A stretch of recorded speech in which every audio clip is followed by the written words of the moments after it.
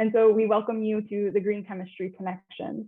I am Natalie O'Neill, the Higher Education Program Manager at Beyond Benign, and I should say now one of the Higher Education Program Managers at Beyond Benign, because my colleague Nimrat Elby is here as well, and so you can interact with her as well in our higher education programming.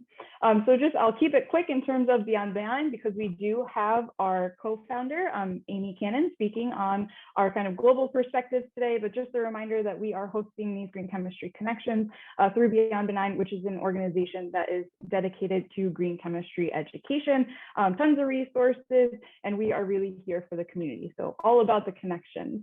And so I have to, in terms of from my side, give a pitch for our higher education programming and goal of a green chemistry commitment 25 by 25 that we are hoping here within the United States, that we can have 25% of the United States students graduating with chemistry degrees by 2025. And so those are target within the United States. So if you are at an institution within the United States and have not signed on to the Green Chemistry Commitment but are interested, please let us know. We would love to interact with you. I will also keep it short in terms of Green Chemistry Commitment, but just to say that we have 82 signers globally now signed on to our Green Chemistry Commitment, and that this is new in terms of since we talked last at our last commitment or our last connection, we've had 1, 2, 3, 4, 5 signers join us from the United States, but also internationally. And there's been some news around that, so if you're interested, you can read more about those as well. But we welcome these institutions, and we are so thrilled to see the Green Chemistry Commitment growing. So I will say as well, if you have news to share with us, we would love to hear it. So please feel free to use this space and time as a way to share opportunities. If you have something going on for Earth Month, please let us know. If you have a student group doing something, we would love to share that. You can connect with us here. You can also connect with us through all of the social media channels. We are on Facebook and Twitter, Instagram, LinkedIn, you name it, we're there and trying to share and kind of amplify the great work that the green chemistry education community is doing to share inspiration, all of those great things, make connections for people in the virtual world that we are now living in. So just a reminder that these connections are not just a one-time event, they are happening monthly. So last month we welcomed Nimrat Elby to our Beyond Benign Higher Education program, and we had 2 great speakers join us. And so just a reminder that we in the connections back up to a Google Drive, so all of the resources that are shared, all of the presentations are recorded and shared there after the case. So you can always resource them after. And so I will say, it is Earth Month, so happy Earth Month to you all. And just kind of where we were last year at this time was we had a webinar with Dr. John Warner. It was really well received. The recording is on our website. If you're looking for something to do with your students, this may be a great one to highlight as well. But we were all in it together, and it's that we need to be chemists and non-chemists. And so in thinking about what we would do for a connection in Earth Month, we started thinking about how are we all in this together now, and what are we seeing at Beyond Benign? And it's this growth to a global community within the Green Chemistry Commitment Program. So I kind of think back to where we were, and again, we're all in it together, but a little bit different in terms of what our discussion is today. So this is just our overall agenda. In terms of our day, our kind of shorter presentations will be in the second half, and I'm going to turn it over now to our newest team member, Dr. Jonathon Moir, who is going to be talking about the green chemistry and teaching and learning community. So I'm going to welcome you, John, and then I'm going to say, take control, take it over so that I can set up the breakout rooms, which will be our next activity. So I will have us set up once you are all done with your presentation. So take it away, John. Sounds good. Thanks so much, Natalie. Can everyone see this screen now? Perfect. Yep. Okay. Alrighty, so as Natalie mentioned, so my name is Dr. Jonathon Moir. I am the new program manager at Beyond Benign for the Green Chemistry Teaching and Learning Community, the GCTLC. So I'm going to talk a little bit about that just after I kind of introduce myself, a little bit about my background for those who don't know me. But I'm extremely excited to be on board with the team. The team has been phenomenal. It's been about a month that I've been on board, but we are really ramping up very quickly on this platform. And so I'm very excited to see what it will bring for the community and for green chemistry in education more generally. So So just a bit of background about me. So I'm actually Canadian. I'm based here in Ottawa, which is the nation's capital. And just for a quick map for those who wants a bit of geographic reference here, Ottawa is about 2 hours west of Montreal, and you can kind of see Boston in the bottom right corner there. And as the capital of the country, we do have the Parliament buildings here, which is this beautiful Parliament building with the Peace Tower in front and the library in the back that sits atop this hill, looks over the Ottawa River. So it's quite a beautiful spot in the city. A bit about my background. So I grew up here in Ottawa, but went to school in Kingston, which is just 2 hours down the road from Ottawa at Queen's University. I did a major in chemistry, minor in physics. And then following that, I went to the University of Toronto. I worked in Professor Jeff Ozen's group in inorganic chemistry. And that was specifically focused on nanomaterials electrochemistry. So our group was doing a lot of work in artificial photosynthesis, looking at CO2 reduction and water oxidation, which was more my focus, looking at semiconductor metal oxides and photocatalysts. But while I was there, I was also a member of the Green Chemistry Initiative and one of the founding members when it started in 2012. So I'll talk a little bit more about that in a second, but this was a fantastic group of people. It was sort of a grassroots effort that came about within the department to want to bring more green chemistry resources in for students and faculty to be able to take advantage of and to really adopt more green chemistry in their work. Following that work at the University of Toronto, I went into the not-for-profit sector, and I was a research analyst at CFAR, which is a Canadian Institute for Advanced Research. So they're based in Toronto. They're sort of have an interesting business model where they bring together researchers from across the world into networks and then have them sort of tackle large-scale questions and global challenges. And it's kind of a broad thing, anything from, brain, mind, and consciousness, machine learning to, renewable energy, to things like quantum computing, social and sort of institutional organizations and interactions. So quite a broad stretch of research areas. And then following that, I moved back to Ottawa to be closer to family. But when I was there, I worked at Universities Canada and the Weston Family Foundation, managing a scholarship program for students doing research in the Arctic and in northern areas. So quite a bit different from green chemistry, but I certainly learned a lot about a very different area of research that was quite cool. Okay, so talking a little bit more about the Green Chemistry Initiative. So at the University of Toronto, when I was there, this was really a grassroots effort by students within the department. So Laura Hoke, who's in the top row in the middle there, as well as Melanie Mastronardi, who's top row in the back left, they were really the kind of driving force behind this, but they sort of started this discussion in our office. And then a few of us kind of, were listening in and said, oh yeah, we really want to be a part of that too. So we ended up kind of getting together with a bunch of other members from other groups and sort of said, does anyone else have interest in this? And everyone said, yeah, we really want to get this going. Let's do it. So this was founded in 2012. There were about 11 of us at the beginning, 8 to 11, something like that. As we got going, we sort of looked at, how can we fund this group? So we ended up getting some initial funding from the department, as well as some on-campus student group grants. And then we said, okay, what are some of the things that we really want to do? So I'll just highlight a few of them quickly here. One thing was sort of a waste monitoring campaign, a waste awareness campaign. So in 2014, we started working with the department's chemistry stores, which deals with all of the waste from the various research groups, and said, can we track how much waste is being generated? And so they were really kind enough to help us with this initiative. So we started looking at flammable waste, aqueous waste, acidic, halogenated, et cetera. And then we tracked that for a brief period, and then another sort of 6 to 12 months later, tracked it again and sort of looked at, a comparison of how well, various groups had kind of decreased their waste use during that time. This was done again in 2018. And so I'm actually currently in touch with the current GCI members to see if we have more data to kind of support the longer term impacts of this. And I'll talk about that in a second. Another thing was a video series that we did on the 12 principles. So this started from a member of the group who was really very focused on doing a lot of amateur directing and filmmaking, and so wanted to try something new. And so we said, okay, well, let's see if this works. So we did the first 3 videos. They worked really, really well. And so we ended up doing all 12 videos and 12 principles. And it took quite a lot of work to do these videos, but they were really well received. And we've gotten a lot of great feedback from teachers and faculty who actually use them in their own lectures, which is really, really great to hear.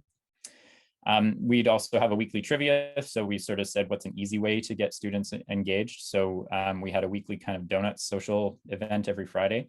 And so we said, let's just tag onto that. So we would ask, a brief trivia question and then have a monthly draw for prizes for coffee, gift cards, and things like that. So something quite easy to do and to implement.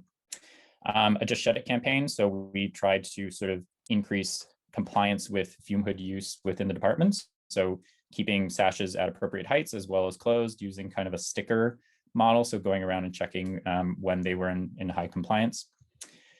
We had a seminar series. So this was a big one that I was engaged in. And this is an example of Amy's talk from 2015. But with that, we had about 6 talks per year, and we bring in experts from all different areas, academia, industry, government, not-for-profit, talking about education, organic synthesis, recycling programs, renewable energy systems and grid technology, all kinds of things. And it was very well received. We had a lot of really great talks and from a wide range of backgrounds. And then finally, our annual symposium, this was piloted 2013, really led by Laura Hoke, but was so well received that we ended up making an annual event. And so the one that I helped with primarily was a 2015 event, which was Green Chem in Industry. And we really focused on bringing in industry experts to talk about how they brought green chemistry into their work. So we had Dow, Xerox, BYOR, and a few others come in and talk to a group of about 80 participants, students from all over. And it was a great time. So anyway, lots of really interesting stuff, and the GCI is still going strong. Now, one of the things that, now that I'm sort of working with Beyond Benign and we're looking at bringing on this GCTLC platform in the next few years, is also kind of understanding the long-term impacts of green chemistry. And this is something that Natalie touched on the 25 by 25 program as well. But, really understanding, how can green chemistry, as it's adopted into educational curricula, bring about those long-term things. So some of the things that I've started to think about are things like, reduce waste, environmental impact, that's a given, but how do we sort of monitor that and understand what that looks like in the long run? Increase student engagement. So does green chemistry in curricula help to bring about, a greater engagement of students, bringing students into departments more? Increase staff engagement. Do lecturers and teachers have a greater interest in teaching this kind of material? Financial benefits. So that's obviously a big one that's very easy to quantify, and I'll talk about that one shortly. Decrease in laboratory spills and accidents, increased attraction of researchers and teachers and faculty to departments and to schools because of green chemistry programs, leveraging additional funding, increase in employability of students after graduation. So these are all the kinds of things that we're trying to now kind of think about in terms of how can green chemistry really have that long-term impact, not only across our GCC signers group, but also within these online platforms such as the GCTLC that we really want to bring on. What will be the impact 10 years down the line?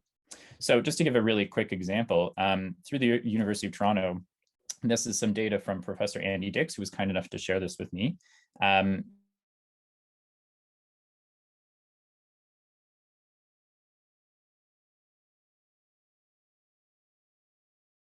Which is an organic synthesis course. And in 2008, Andy decided to try scaling back the scale of these reactions to see if they could save some solvents within that and reagents. So as Andy was tracking this across the 6-year period, he found that he was able to save 400 liters of flammable waste, 800 liters of aqueous waste, and 500 liters of halogenated waste in those labs. So what I decided to do is just do a quick calculation, and these are my numbers that I just found through Sigma Aldrich's site. But if you sort of look at the cost of acetone, for example, as a flammable waste, if you look at the amount you would pay for a case of 4 bottles of 4 liters each over the span of 13 years from 2008 to 2021, you would save roughly $26,000 on that, which is quite significant. Now, again, that would depend on the grade of acetone and where your supplier and all kinds of things, but there can be significant savings in that. Same thing with dichloromethane. Looking at the cost of that across a 13-year period, with the amount that was saved, it could be up to $60,000 or more. So that's quite significant. Another example is through the Green Chemistry Initiative that the group helped to initiate the acquisition of a solvent recycling system at the University of Toronto. And so this is an acetone solvent recycling process. And when they brought it in 2018, they were able to save or recycle 2,740 liters of acetone just that year. And if you again do a quick calculation, just based on the cost through the Sigma Aldrich site, again, some variations in cost, but over a 3-year period, this could save up to $250,000, again, depending on the cost and the grade of acetone that you're buying. But I just spoke with the GCI yesterday, and their co-chair was informing me that they had predicted the system would pay for itself within a 12-month span, and it actually paid for itself over a 6th to 7th month span. So it was actually a lot faster than they even anticipated. So there can be huge financial benefits, and that's just one aspect of this. There's also, the decreases in health and toxicity to students and to faculty. There's, all the other long-term impacts that we're interested in. So this is just a very simple case study, but these are some of the things that we're starting to kind of think about, and what is the really great long-term impact of green chem in education. So there's some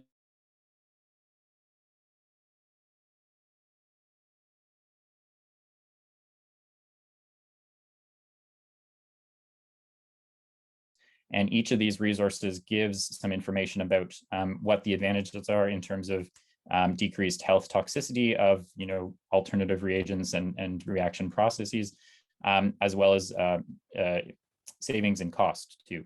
So there's some Gen Chem labs, there's an oxidation lab and a Grignard lab. And then I also wanted to highlight at the bottom the green chemistry, organic chemistry resource guide that was developed by Beyond Benign in collaboration with Millipore Sigma and My Green Lab just in 2018, and the revised one in 2020. So there's an intro section which gives a really, really nice overview of some of the metrics and considerations for greening labs, as well as the main guide, which you can get through the Beyond Benign website by completing a form.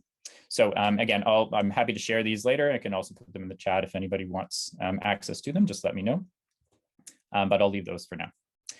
So one of the big things for this is, when we're thinking about this long-term green chemistry, adoption, and really this was born out of discussions from the community, where a lot of members were saying that, what's lacking is kind of a collective effort and collective space and place to share resources and to be able to access this kind of information.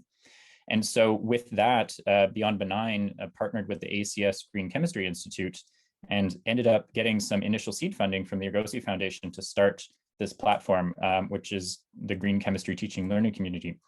So what it is it's going to be a platform by the community for the community. So we really want it to be something that is shaped by educators within the green chemistry space.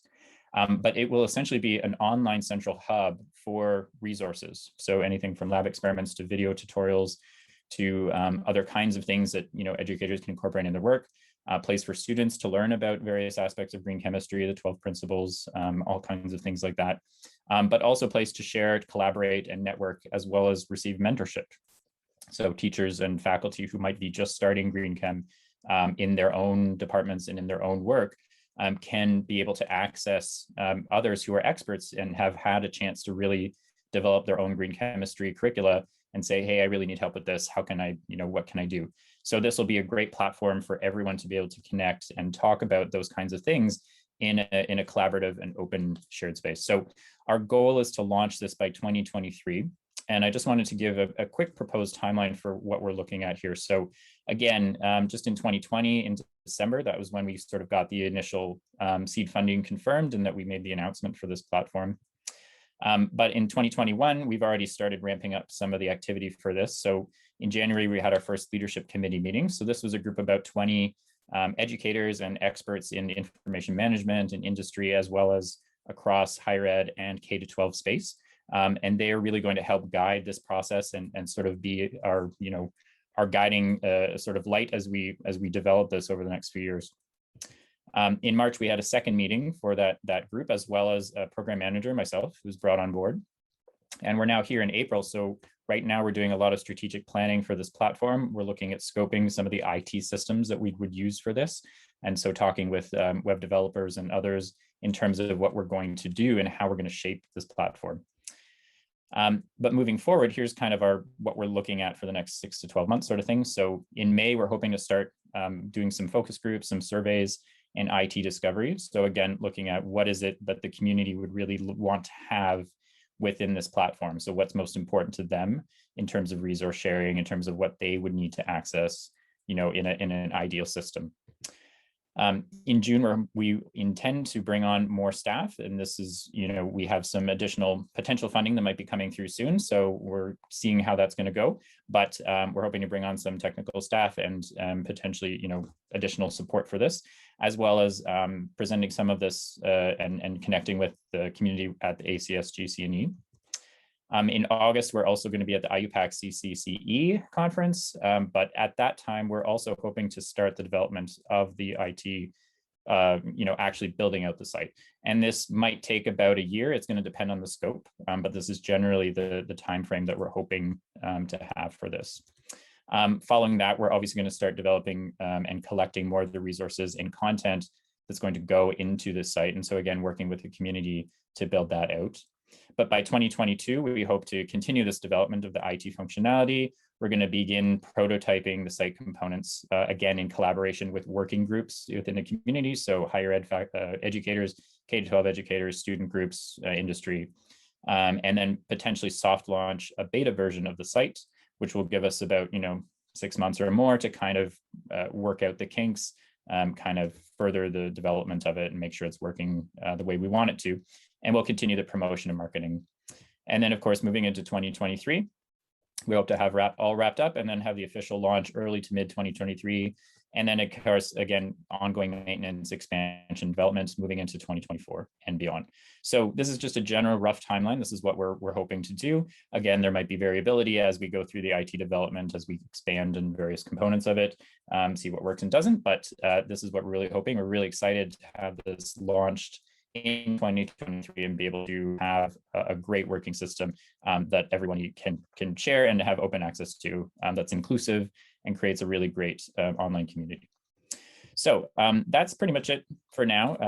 As things continue ramping up, I will, of course, be keeping everyone informed, and we'll be sending out, newsletters and other things in our social media just to let you know how things are progressing. And of course, we're going to be reaching out to various groups to see, if anyone's interested in participating in these focus groups, in surveys and things to really let us know what it is that you would like in this platform. And that's the most important thing to us, is make sure that we hear from you about what you need to make green chemistry, accessible and available to you in your curriculum. So you can connect with us at any time. You can email me anytime if you have ideas or thoughts about this. Please feel free to let me know and just drop me a line. We can also connect on LinkedIn or any of the social media platforms through Beyond Benign, through the website or through Twitter, Facebook, Instagram, what have you. So with that, I'll leave it at that. I'm happy to take, a question or two before we get to the breakout rooms. But yeah, that's pretty much it. Awesome. Thank you so much, Jonathan, for that. Are there any questions here? We do have a little bit of time before I push you out into breakout rooms. So are there any questions for Jonathan? You can always unmute, or you can type them right into the chat. And I do see a hand. I'm going to ask you to unmute, Elizabeth, and go for it.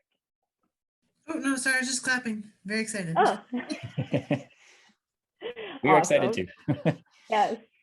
Yes, and I did see in the chat just that, are there links accessible already? And so I did just say in there, this is something that's currently being built, and I think John had just gone into that kind of his timeline. So we are all really excited. Yes, we can't wait for it to exist.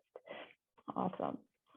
All right, well, I do have you set up into breakout rooms, so I will just share my screen to show us where we are going in our agenda here. Great. So we are moving into our kind of networking and resource sharing portion of the connection before we move into more presentations in the second half. So we do, in terms of, we call it BYOR. It's something that started at a Green Chemistry Commitment Summit, and we have just brought it here to the connections. It's bring your own resource or request, but really this is networking, getting a chance to interact with people. We know this is a time where we are not getting to have that interaction at conferences. And so just setting aside 20 minutes of the connection to give you a chance to interact.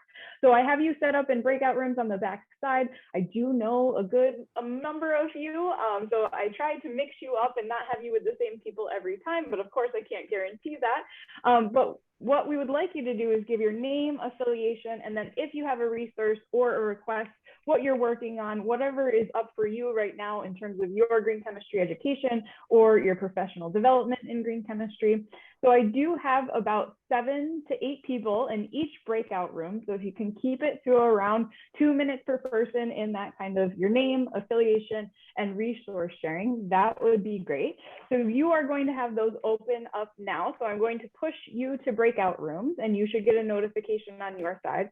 And I will let you know when you've got about a minute or 2 left together before I pull you back for those presentations on our global perspective of green chemistry education. So I'm going to open up the rooms now. Happy networking. Enjoy interacting with each other. Great. So it looks like everyone is coming back. And so I'm going to head over to today's agenda just to remind you where we are going for the next portion of it. And I have my lovely friend here, my coworker, trying to join, so I apologize for that.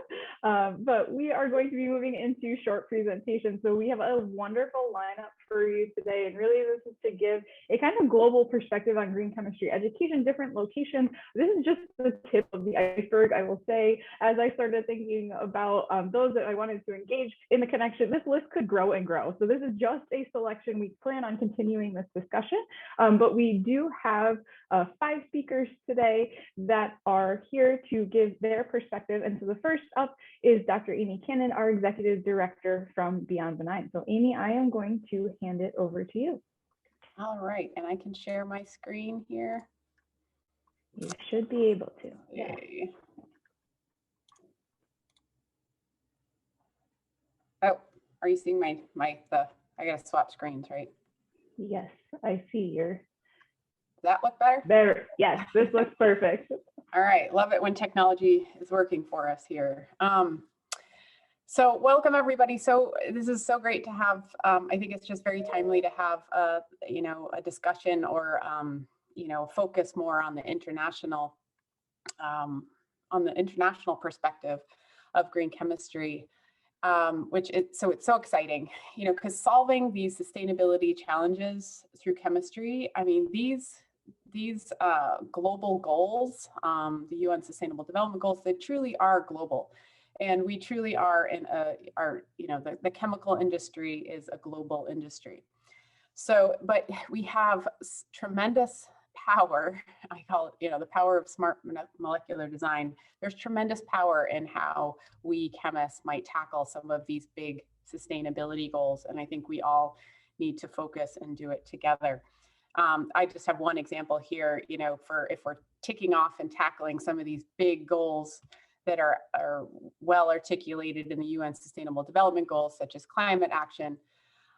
Yes, there's behavior changes we all can make as humans on this planet to reduce our carbon footprint. But many of the solutions are going to be chemistry solutions that are really going to make those really big leaps. I had one example here of these new class of refrigerants that are drastically reducing global warming potential of refrigerants. And refrigerants, in some cases, worldwide might be comfort, or sort of luxury items, but they also can be life-saving tools, right, to deliver things such as our vaccine that we all are hopefully, rolling out in all of our respective countries currently. So anyway, tremendous potential for providing and addressing these global goals. So here at Beyond Benign, we are U.S. We're located in the U.S., although we have arguably expanded to North America with our two latest staff additions in Canada. So we're very excited to get a bit more of a global perspective. And then we're going to be leaning on many of you to provide us even more of a global perspective moving forward. But in order to create those changes and those big innovations that are going to create and tackle those sustainable development goals, education is central. We really need to have all along that pipeline. Education is really central to creating that lasting change, and also to create and prepare students that are able to innovate and create those solutions that our planet needs. So, and if you're here today, I probably don't have to convince you of that. So I'm gonna focus a little bit on our green chemistry commitment program. So our green chemistry commitment, because it provides a little bit of a perspective of where we're going as an organization.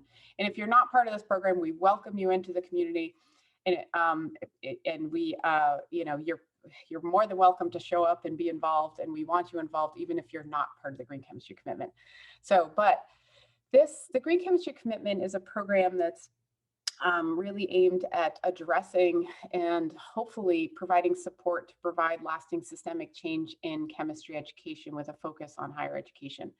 I had this idea back in 2010, centered around some other national programs here in the US that were aimed at addressing change. It was actually a President's Climate Commitment.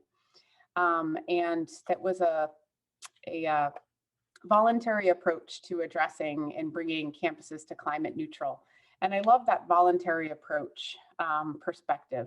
And so we created a faculty advisory board that was comprised of these US-based institutions. They were a wonderful group of faculty that really helped us create and shape the green chemistry commitment over a couple of years. We launched the green chemistry commitment in 2013 with 13 US-based signers. These institutions here, they were a great, and here in the US, that number 13 is just, you know, we had 13 colonies to start. So it's something to think back about. So again, this is grounded in US, shaped by US faculty. Our first international institution signed on in 2016. University of Toronto had green chemistry activity going on, which Jonathon laid out very well earlier. You know, that they had green chemistry activity going on well before they signed on to this commitment. And they really are a wonderful hub of green chemistry activity, really building, it's a great model for how they've built green chemistry throughout over many years to really integrate it across their department. So it was our first international institution, and it got us to start thinking like, okay, where are we going with this? What more do we want to do with this institution? With this program, what more can we do with this growing group of really committed institutions that are committed to figuring out how we bring green chemistry into our educational systems?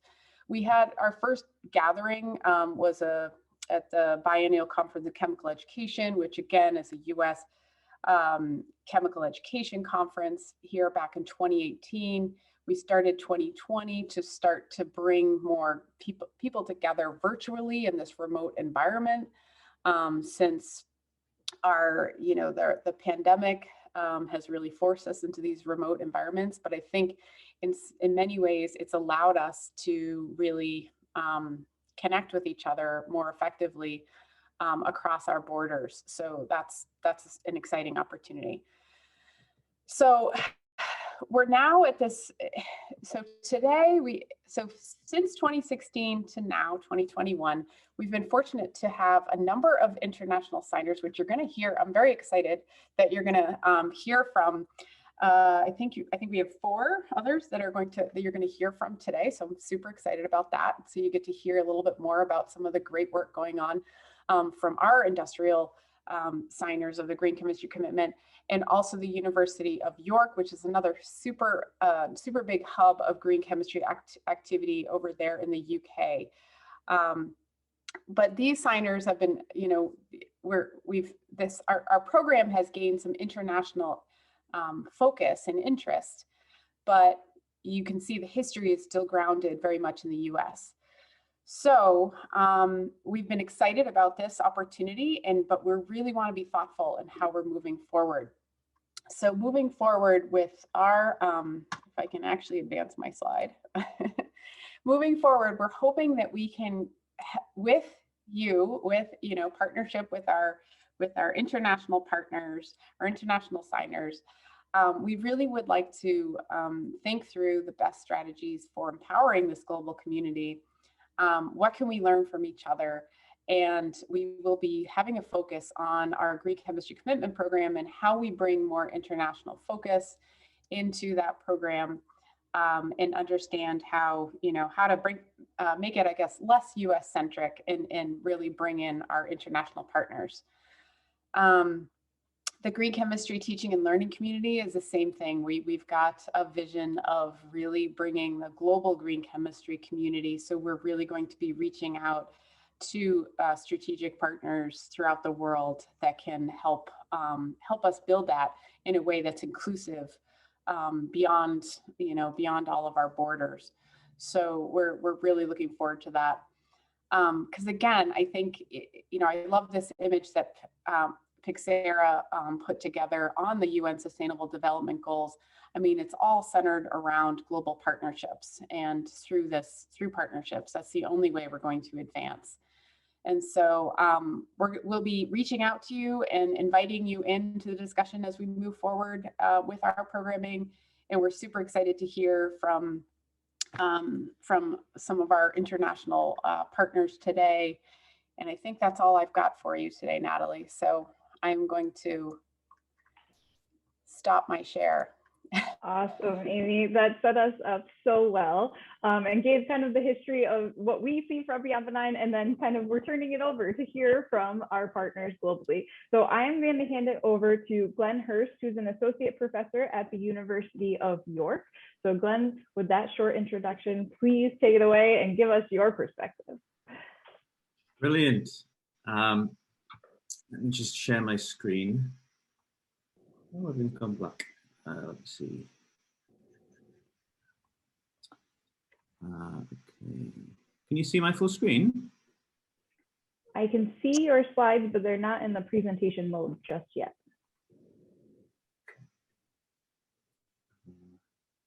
Try it again. Thanks for your patience, everyone. Is that better? Perfect, Glenn. Brilliant. There we go. So thanks so much to Natalie and everyone at Beyond Benign for the kind invitation to speak to you. What is this evening in the UK? It's fantastic to be able to reconnect with old friends and indeed meet new ones as part of the recent networking event. So yes, my name is Glenn. I'm an associate professor in the Green Chemistry Centre of Excellence at the University of York. My work is all centered around green chemistry education at multiple levels, as you can see from that diagram there, and all really focused on teaching green chemistry through what's called the systems thinking lens. What I'm going to focus on as part of this short talk is the top left leaves of my rather withering tree there, looking at games and technology. And the reason that I've picked these two facets really is because we talked about resource development a little bit earlier. Given the current challenges of COVID-19, integration with technology, from my perspective, naturally seems a good way to teach green chemistry during this challenging time. And what better way to develop such resources than in partnership with our students that we want to teach.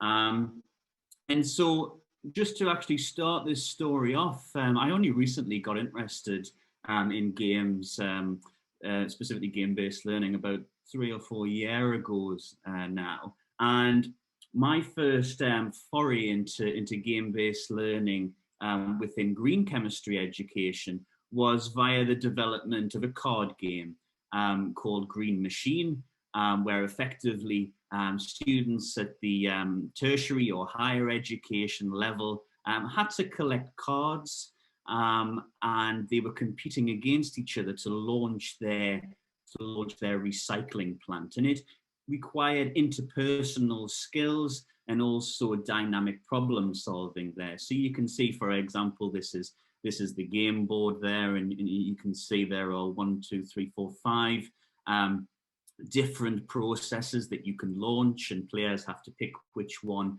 that they'd like to go for based on the cards that they have in front of them, and they're effectively competing against other players who may be going for the same process or a different one. And in doing so, they have to have a strong appreciation for their own system and indeed competing systems. And so, for example, here are some of the actual cards that we produced. This card game also facilitates, as I mentioned, dynamic problem solving there, as is exemplified by that, I think it's purple, I'm slightly colorblind, that card on the bottom right there, power cut. So something's happened, the system's been perturbed, what do you do? So there's a few examples of that there. And we were able to implement that with our MSc cohort, as you can see in the top right there in York, and at Augsburg University in the Minnesota area, with Michael Wenzel in the US. But of course, all of this requires printing cards. And so in terms of the international use, and to be able to actually transfer the intervention on a global scale, we then started to think, well, how can we use this game-based learning knowledge while integrated with our knowledge of technology to make something that can be more broadly used, really. And this is where we came up with Green Tycoon. Green Tycoon is a mobile app, and it was quite fortuitous in terms of how we developed it, because again, this was done by a master's student, Matt Lees, as you can see at the start of that publication there. And Matt has no coding knowledge whatsoever. He actually used a platform called Game Salad, which I recommend that you have an actual look at, to actually create this app from scratch using their inbuilt software. And effectively, it's what's called an idle clicker game, and you start with a very dirty process, as you can see in the picture in the top left there, where you're using a diesel truck to transport your feedstock to an outdated factory. And in order to progress and with the actual game that culminates in terms of the production of a biorefinery, you have to upgrade several elements of the actual process there. In order to do that, you have to spend cash, as you can see in the examples in the middle row, and you can earn cash by going back and forth with the truck. Or perhaps a better way, in terms of both speed and learning, would be to engage with the quiz. And so there is an inbuilt quiz, as you can see in the bottom right there, that actually remembers your choices. There was some sort of algorithm that Matt integrated, so that if there is a particular area that you're struggling with, you see more questions based on that. And so that's been reasonably popular, and I'm very grateful to Beyond Benign for advertising that through their higher ed resources section of their website. So that's the first component of my talk, and the second component is really focused around not necessarily on game-based learning, but social media, really, and just kind of getting that message out there, as Beyond Benign do so well with our Instagram, with our Twitter, with our Facebook, etc., etc. I'm going to actually talk about perhaps two different platforms this time, and this first piece of work was something I did quite a few years ago now, using a social media app called Snapchat. This was very much instructor-led.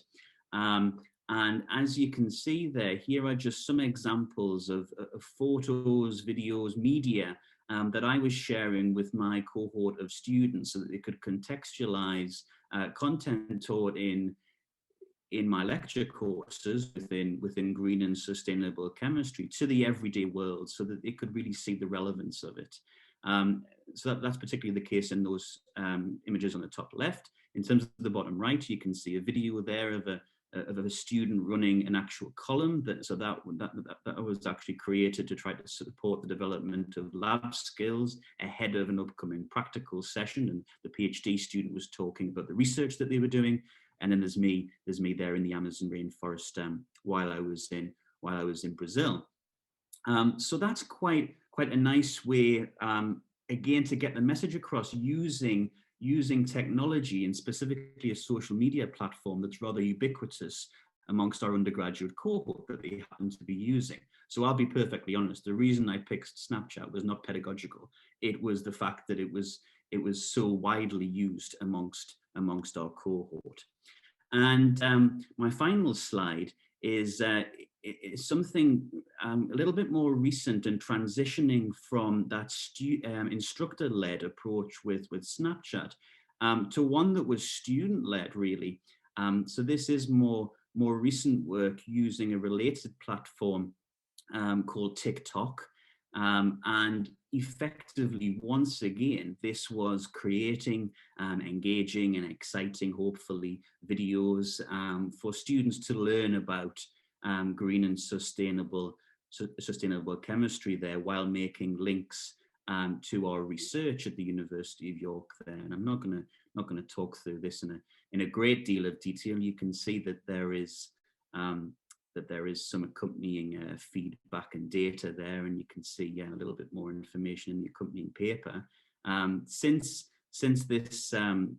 this was produced, I've been collaborating with the Royal Society of Chemistry, who have subsequently made a TikTok channel, and I think this is, given that TikTok, unlike Snapchat, if you are a social media buff, can be readily accessed and the images or media don't disappear, really quite useful for outreach, and especially from the perspective of the actual users, tend to be more of the actual teen type level. And so to actually finish, hopefully I'm going to show a representative video that one of my students has made, and this was part of their undergraduate degree program that they were assessed on through working in my group. So here it goes.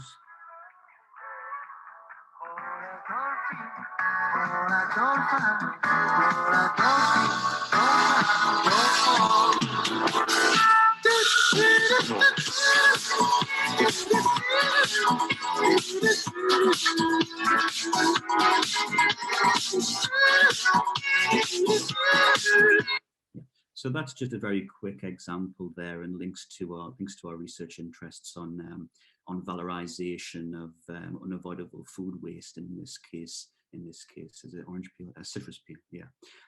So hopefully that's been useful there. Really quite whistle stop tour. I try to include things that are relevant right now.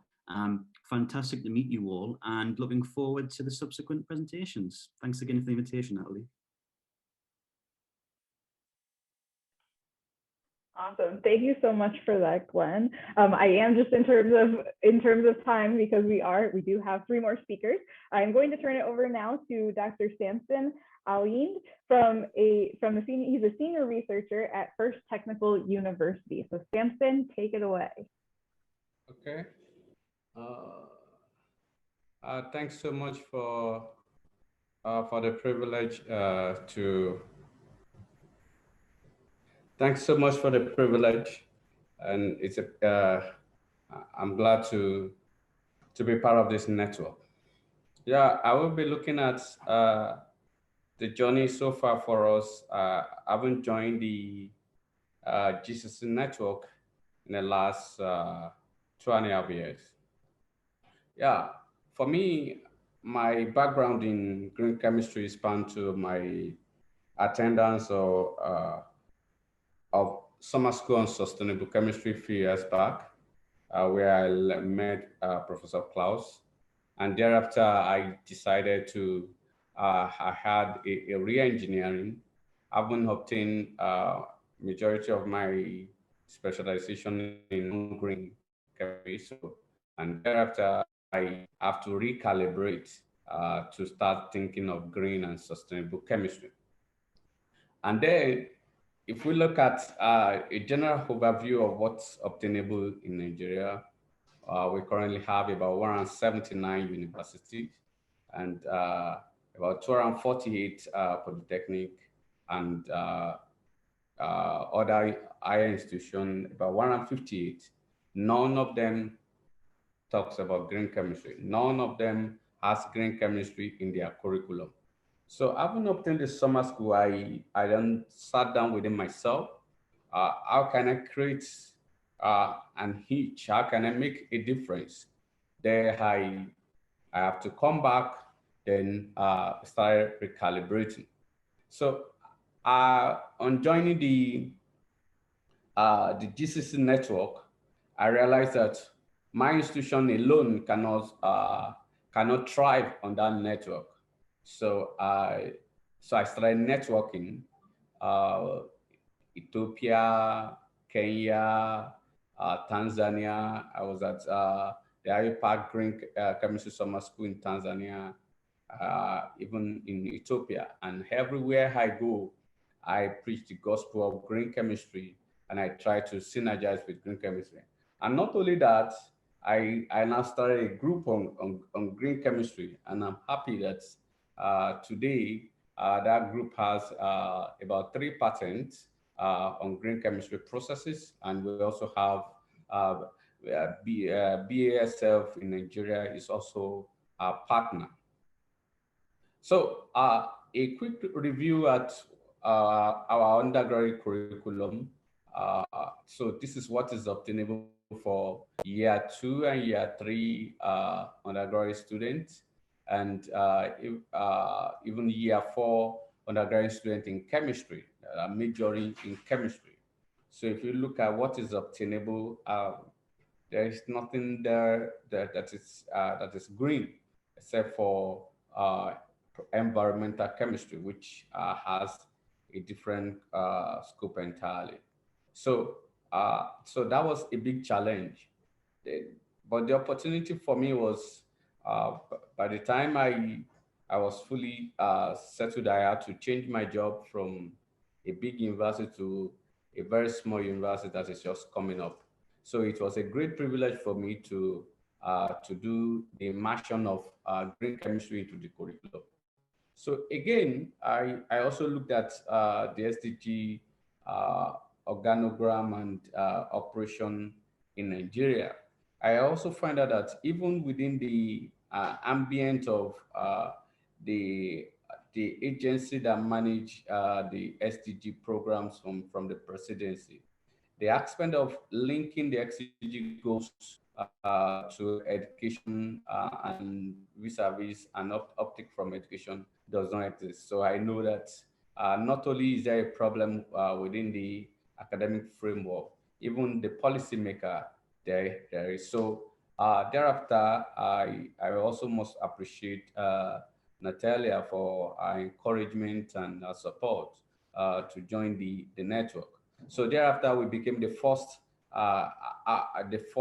in the continent of Africa to join the network, and we came on board. And coincidentally, my university is the number 125th university, which means before we and we have about 180 now. So which means there's still a lot of wide opportunities. Well, for my university, it's just a small university. It's a state university, and it's run with a private orientation. So in my department is called Department of Physical Science. We have 3 programs there: industrial chemistry, physics, electronics, then science laboratory technology.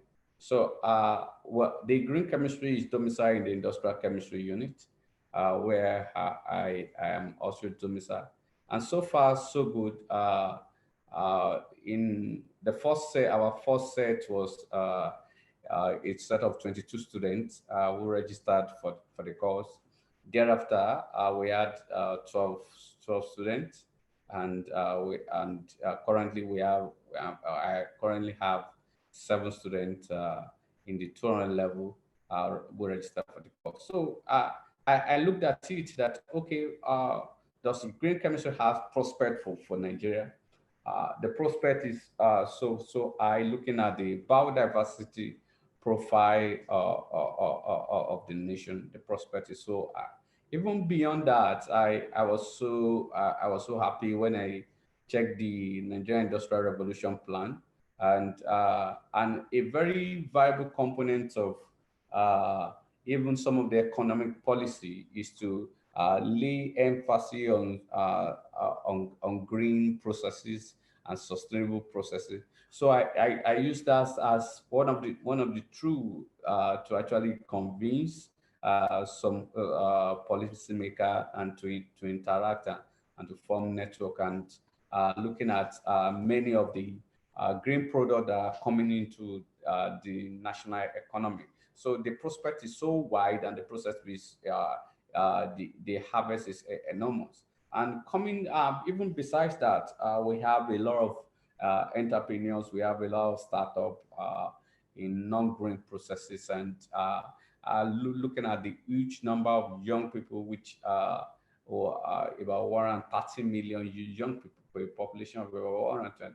So I looked at the gap and the opportunity to have at least a huge number of green entrepreneurs, and that would be great. So not only is the education, even the economic benefit it has on the nation is also going to be huge. So currently, what are our current focus? Currently, I haven't run the course for 3 sessions now. Well, it is my prayer, it's my wish that we institute a convocation award for best student in green chemistry course. Also, we are also looking at having a day symposium on green chemistry annually. Promote green research. Yes, I do this a lot, contribute to a lot of, we have a lot of publications now in the area of green nanomaterials. And okay, we are also seeking international collaboration for exchange. We're also looking at having a robust curriculum on green chemistry, where we can also do local content development of green chemistry practicals. Yes, we are not only looking at education, we are also looking at promoting entrepreneur and startup on green chemistry. Then local content development in the area of teaching, in the area of the teaching, materials, and we are currently we are in discussion with Department of Biochemistry on to co-teach some toxicological aspects of the course. So so thank you. Awesome, amazing, Samson, to hear your perspective, and thank you so much for joining us today. I think that our next speaker up, Martin Rahmel, is the director of a chemical innovation factory at TU Berlin, and so I'm expecting that he may build upon that entrepreneurship piece that you just introduced, Samson. So Martin, I'm going to turn it over to you. So thank you very much. I think so too. This is a very, I think you can hear me, everyone. Thumbs up. Amy, yeah, I can see you nodding. Very wonderful. So thanks for having me. My name is Martin Rahmel from Berlin. I'm the new dedicated director of the Chemical Invention Factory. And as you can see from the subtitle, it's a John Warner Center for Startups in Green Chemistry, and which is kind of the centerpiece at the Technische Universität Berlin, which just turned 75 this week. So we are really happy. And also we are the first signers of the GCC from Europe. We're really happy to be that. And we've seen Sweden and UK have joined. So I hope there are many more institutions coming from Europe and make it really a global thing, because as Amy said, this is an international thing. We are in a global industry where we have global challenges we have to tackle. And so yeah, as I said, so maybe a little short background for me, really make it very short, because I'm more an entrepreneur. I'm not a professor. My experience is that I turned a chemical invention, which was made at the Technische Universität Berlin, into a viable company. I co-founded it. I became the managing director, and we made the break even in 2018. 6 years after our foundation. And with this experience, I now came back to my alma mater and shall show the next generation how one can turn innovation or invention into innovation. So this is my background. And as an entrepreneur, as a startup entrepreneur, the best thing to show what is the Chemical Invention Factory is to answer the questions, what is the mission and what is the vision of it, right? So the mission, and I think everyone who is here, we all acknowledge that the world is in a really bad shape, and we all agreed that the SDGs it's worthwhile pursuing. And I think all agree that chemistry is a key technology in order to achieve those goals. And so I'm not showing any very bad pictures of dying ice bears and so on, because we are all on the same page here. But we all acknowledge that we do need two things, I think. First of all, we need new inventions in chemistry, which we do not know as of today. But there's also one problem in chemistry. We do have already inventions and they do not make it into market. And this is exactly what is the mission. The mission of the Chemical Invention Factory is to unfold the sustainability impact of green chemistry research, which is already there. Because there's a major problem that we do great publications, but we do not turn it into applications for our all benefit. And so the vision is then to create an international competence and transfer centers where all the actors come together, from researchers to industry players, in order to turn excellent research into new applications with positive impact on the planet. And one can really say many words about it. Oops, that was much too fast. What it is, but the best thing is to show a picture. And the picture is we build a bridge between two worlds, which is the chemical research on one side and the market and the application and the users on the other side. So this is what we're going to do. We want to build a bridge, and we will build a bridge. And just to give you an imagination how long this bridge will be, we had the discussion in the breakout session. As Lloyd said, the chemical engineers are more entrepreneurial than the chemists. And I agree, the bridge for chemical engineers is much shorter than for chemists. And here is, how long our bridge was, my company. We founded it in 2013. And this is the sales, so to speak, right? You can see it clear, and those are real numbers. It's not fake. It's the numbers of my corporation. So in the first year, in 2013, we did not do one dime. It was zero. And we turned it, you see the organic growth up into 500,000 per year. And if you now look at the profit, as I said, in 2018, we made the break-even point. So this gives you a feeling how long this bridge needs to be, because even before foundation in 2013, of course, there was preparation of that corporation. So we need to build a very long bridge. Obviously, we are not building a bridge, right? We are definitely building a new building with a floor space of around 1,000 square meters in the middle of Berlin. So this is the Berlin. Berlin is the capital of Germany, as you might know. So this is Berlin. And we are right here in the center. This is the campus of the TU Berlin.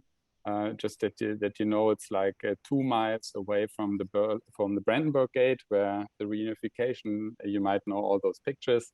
So it's in the middle of Germany's capital, where we built in the northern part the building.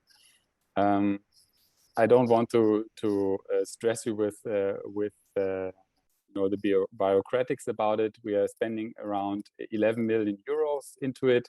Of course, there's a tender going on, and just wanted to make clear it's a really actual decision. We just made the decision who will build the Chemical Invention Factory for us in February this year, and it's planned to be finished in 2023.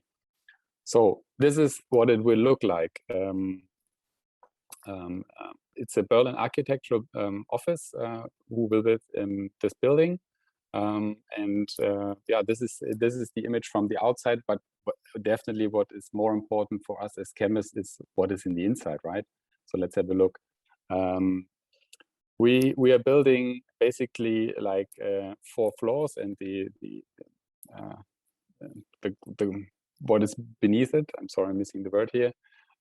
So what is so important is that we are planning 12 clusters. So what is a cluster? A cluster is a combination of 1 laboratory, 1 analysis room, and 1 office space for 1 team. So we're basically hosting 12 different teams who have an idea in green chemistry and want to go the next step toward markets, right? So, and those 12 clusters will be in the upper 3 floors. So each floor will host 4 clusters, and then we have the ground floor, which will then host some common areas, which will be foremost the demonstration lab, where we can also do like larger scales, also you know, demonstrate what the invention is for investors and also industrial players. Then we have a measurement room, 3 measurement rooms with distinctive equipment, which can be shared between the teams, a meeting room, an event space, and so on. So that's not so super important. So far to, you know, like concrete and steel, but obviously like inventions, turning them into innovations is nothing which you can do with steel and concrete. You need support basically, right? And at the TU Berlin, we are really experienced in that, and we are really lucky to be one of the top universities in Germany, and know how to turn ideas into viable corporations or startups. And for this, we have 3 different departments. The ZFGE is basically when it comes to IP, which in chemistry I think is more often the case than not. So patents and so on. Then we have the Center for Entrepreneurship. There, they have like kind of 2 areas: startup support and technology transfer support for all the faculties. And then me heading the CIF with my, you know, mentors, experts in industry and industry access, and of course the infrastructure. And those 3 departments together, you know, give the support for students. So this is the lineup. And then, of course, comes the question, why am I here? You know, it's not only to promote the chemical invention factory, but to exchange with regard to education. And so and as Amy said, education is the key. But when we look at, you know, the distribution of startups, we see that in chemistry, in comparison, students and startup companies, we definitely can say we have not yet reached the full potential. Far from it. And where does it come from? Well, there are many different reasons, but one of those reasons is definitely like the viewpoint of students on innovation. And I always pictured when it comes to students, like the difference between you know, types of innovations with this picture from sports, because chemistry students always think, you know, if an invention or innovation is good enough, it will make it to market. But that's not true. That's just not true. There are things like disruptive innovation. And one example is just this. You know, I was watching with my parents back then in the 80s ski jumping, and that was the style. You know, it's what's called the parallel style, as you might know. And then in 86, there comes the Swedish guy, Bölkow, and he was jumping like the V style. And he received deductions from the referees because this was regarded as ugly. But he knew, and he was convinced that he had a disruptive innovation. He knew that this is more effective ski jumping, right? And today everyone knows, everyone is jumping this V style. And this is exactly what the disruptive innovation is. Everyone tells you it's not possible, it's inferior. And this is exactly what green chemistry is. You know, everyone tells you no.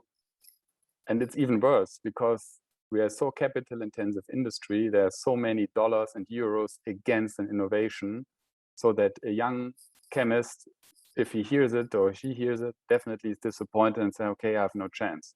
And we are here to say, no, you have to try it. There is a chance, and you only find it out if you go that way. And in order to foster that, we had a look at, you know, our entrepreneurial skill set course curriculum at the TU Berlin, and we figured out, you know, we have many different general courses. We have like 5 different courses focusing on entrepreneurship in general, but there's nothing chemistry specific, and especially, or almost nothing. There's one course in product design, which basically is also, you know, like traditional industrial approach. It's more or less like parallel jumping, advancing parallel jumping. And so we want to make a step in order to understand how can we incorporate green chemistry and into entrepreneurial skill set courses, which we call like a deepening of entrepreneurial skills. And I'm there, and we just received funding from Stifterverband, it's a German organization, order to explore how to set up a course to deepen entrepreneurial skills in green chemistry. And one of the key questions for us, or for me especially, is how shall we incorporate laboratory work into such courses? Which other disciplines shall we incorporate? Because it's not only chemistry who will make the trick, it's also engineering, business, marketing. So we need an interdisciplinary course for that. And yeah, and that's the route where we are at. So we're building a new building, so to speak, as well as a new course set in order to see, like, hopefully in 5 years to come, 4 years to come, more startups in the green chemistry area, because we have to do like the new V-style ski jumpers for the future in order to turn this dirty business around and make it really unfold the potential, right? So yeah, so far from my side, I hope that was understandable, and happy for any question.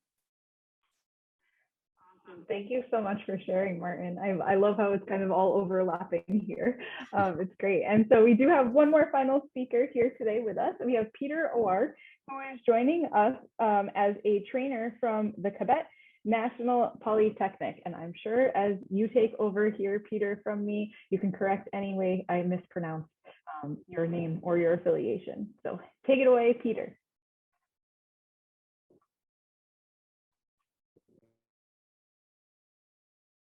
Thank you, Natalie. Thank you, the Green Chemistry Consortium. Thank you, the Beyond Benign. I don't know if my presentation is okay. Let me just try and put it in a presentation mode. Just a minute.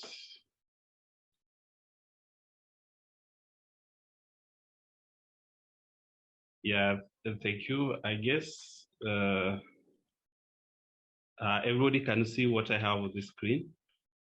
Yeah, that looks great, Peter. Yeah, great to be part of the Green Chemistry Consortium. My name is Peter Owuor. My background is industrial chemistry, trainer, and patron of Kabete National Polytechnic Green Chemistry Club. Actually, we were admitted in the Green Chemistry Consortium in June 2020. I'm an industrial chemist by profession, and what we train at Kabete is chemistry and mostly courses which are based on applied science. So some bit of background about Kabete National Polytechnic. It's located in Kenya's capital city of Nairobi, and apparently the only national polytechnic in the area. It's a TVET institution, and we are constituted by 5 schools and 9 departments with a staff population of 300. Our student population is about 10,000. Now, where I belong is the School of Health and Applied Sciences, and the key courses that we have there are ranging from industrial chemistry, medical chemistry, up to the geosciences. Now, in Kabete National Polytechnic, our green chemistry approach is student-oriented, and our main aim is to nurture a new generation of chemists which have who have a sustainability background, chemists who are capable of understanding the aspects of environment, understanding the aspect of this new philosophy of green chemistry. Now, it's under the banner of Kabete National Polytechnic Green Chemistry Club, and it comprises of 27 member team drawn from chemistry, and geosciences. Mostly the members are students and patronized by I myself, and we are headed by a departmental head who is Dr. Titus. Now, a little bit about the definition of the green chemistry. The consortium, I think, is well conversant with that, including the green chemistry principles, the way from waste prevention to the final one, which is inherent safety chemistry. Now, as National Polytechnic, our main products are the students, just like the previous speaker, Mr. Martin, had said. We turn scientific discoveries into innovation. In Kabete, we tend to create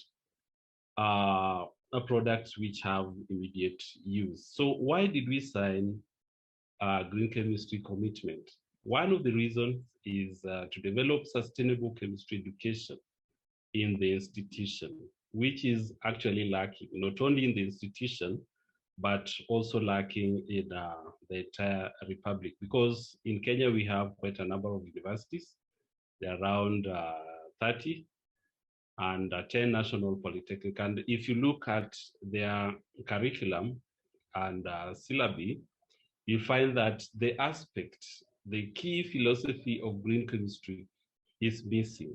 So as a green chemistry enthusiast, I decided to look into this and see if we can be able to integrate it into our system. Now, the second is to promote sustainability in research and industry through chemistry education. Make students be able to actively participate in the society, particularly when it comes to the chemistry and technology. By the end of the day, we will want to apply an approach that we call science, innovation, technology, and entrepreneurship. That is, convert scientific inventions, converts societal problems into something that is capable of being utilized in the community, solve simple community problems through green chemistry approach. Then to relate chemistry and the environment, and of course develop skills that involve students in leadership and decision making in the society. So far, our key achievement is obvious: green chemistry commitment signing, although it still awaits official launch in the Polytechnic. We have also managed to form a student body, dubbed Green Chemistry Club. We have tried and managed to integrate green chemistry in analytical chemistry syllabus under the emerging issue, because here in Kenya is still treated as an emerging issue, although that's something that we are in conversation with the authority, especially the authority that deals with the curriculum development, and so that we can be able to integrate it as part of a unit or a subject, just like other disciplines which exist. Now, we've also managed to formulate a green sanitizer in support of COVID-19 mitigation, because it is something that has actually affected so many of us around. So we came up with a sanitizer which is following the green chemistry principles. Some of our students have also been encouraged to take up projects which are green chemistry oriented. On the screen, you can see on the left-hand side, these are group Green Chemistry Club group representatives. On the left, that's our technical support. The three at the center are student representatives, and I myself on the far right. Now, coming back to the hand sanitizer for COVID-19 mitigation that we managed to come up with, and so far it's been certified by the Kenya Bureau of Standards. That's a quality organization or a government agency that dealing with the quality of products in the country. Now, we tried as much as possible to use principle number 4, 7, and 12. They were very, very key in our application as part of, as the API, the active pharmaceutical ingredient. We have ethanol and isopropanol that we obtained from the cane. We have the industry around which actually converts the ethanol and isopropanol, convert the cane into ethanol and isopropanol, sorry for that.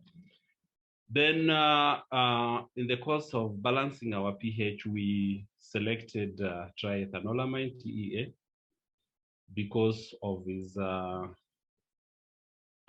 less carcinogenic. It's not actually carcinogenic from the literature that we are having, and is friendly to the skin compared to DEA and the monoethanolamine that have a tendency of forming carcinogenic nitrosamines. So this is one of the things that we have come up with. Then as far as the students' projects are concerned, we have tried as much as possible to encourage students to come up with projects which are green chemistry oriented. And from there, we can see there are 3 students so far who managed to come up with very good projects. One is, the number 1 is very key because it's trying to look at a way of how we can introduce green chemistry in our laboratories by extracting a more friendly base for acid-base titration in our Kabete National Polytechnic chemistry laboratory. The second one is a bit common, duration of bioethanol. And the third one is production of silicon dioxide microparticle. This is a project that they are doing together with the building department and is touching on principles 7 and 10, if I'm not wrong. Now, other current activities that we are having at the institution, we are trying to integrate green chemistry in the proposed industrial chemistry syllabus. We are developing a syllabus and we want to have green chemistry as part of the units that are done in the industrial chemistry as a course. The conversations are ongoing and hopefully by May, I think we'll be somewhere as far as the syllabus is concerned. We have also proposed to develop a local action plan for advancing green chemistry and sustainability in the institution, because without a plan, I don't think we can get anywhere. The idea is here with us, but now we still need a way by which we can sustain it, make it stay at the institution. So far, challenges, can talk about them, and there are quite a number here. And the key challenge that we have right now is, of course, the pandemic, but we have a capacity deficiency in terms of knowledge and ability around this in the institution. We also lack awareness in the community, and I guess with a good capacity developed in the institution, we can be able to do that. We can be able to create more awareness in the community, and justifies the means, no luxury, we have greening chemistry becoming a challenge because people like to be, I can say, in a comfort zone. They say they'd rather do with what they have, which is much more comfortable to them than shift to a more friendlier new technology or system. There is also the aspect of system inertia that is sticking to traditional way of doing things, and lack of financial and policy incentives, which I believe at some point will be capable of working on. Our plan to overcome the challenges are first. We plan to develop a local action plan for advancing the program in the institution. And it's already in the proposal form. So as soon as we resume the session, I think we'd start having conversation on how we can be able to develop such a plan. We also are planning to develop capacity on green chemistry. Unfortunately, it's very difficult. I don't know if there's anywhere in Africa where we have green chemistry as a standalone course, and it's very difficult to get. So we would definitely liaise with the consortium, the green chemistry group beyond Benign, and see if we can have a discussion on how we can develop the capacity on green chemistry on this side of the continent. Sensitization and awareness creation, that is something we can be capable of doing from this side. Design of coherent policies and incentives also. That tend to touch on the chemistry activities. We need to talk to the authorities. We create our policies. We see if we can integrate it with the existing policies from the authority. Then we also need to align our policies with the sustainability goals, the sustainable development goals that one of our presenters have also talked about. And they are all over because we also have our own chapter of sustainable development goals here in the country. Then develop partnership with key stakeholders in order to mobilize resources, especially that are technology oriented and of course the financial. So that's where we are right now. Unfortunately, we are down, the institution is closed. We are trying to resort to online learning, and much of the activities that are based on the green chemistry are still not on right now because of the pandemic. So as soon as we are back, that is sometime in May, I hope we'll be having a more vibrant activities based on the green chemistry. Thank you very much. That's all I had for you. Thanks for listening. And goodbye, Natalie. Goodbye, the Green Chemistry Consortium. Thanks a lot. Awesome. Thank you so much, Peter. And I know we are over our kind of time here at 2 o'clock, so we have had some people leave, but if you can stay around, if you have any questions for our amazing presenters, I feel like we have covered so much ground, and it is so inspiring to hear from you all as well. So if there are any kind of burning questions that anyone has, feel free now. I will just bring up our kind of final slides here as we kind of wait to see if there are any questions.